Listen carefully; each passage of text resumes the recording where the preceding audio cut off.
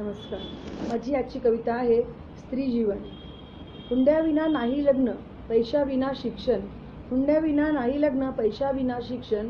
आम्हा मुलींच्या जातीचं कोण करेल रक्षण? आम्हा मुलींच्या जातीचं कोण करेल रक्षण? जन्म होता बाप ठेवतो हात डोक्यावरती. जन्म होता बाप ठेवतो हात डोक्यावरती. जगाचे साऱ्या बंधन असते तिच्या अवतीभोवती. मुलीला नाही कुठलाच हक्क, मुलीला नाही कुठलाच हक्क. हे कसलं जगाचं लक्षण? आम्हा मुलींच्या जातीचं कोण करेल रक्षण?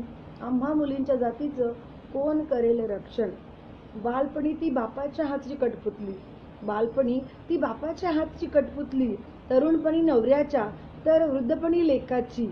मुलींनाच हे असते फक्त, मुलींनाच हे असते फक्त. मुलांना नाही बंधन. आम्हा मुलींच्या जातीचं कोण करेल रक्षण?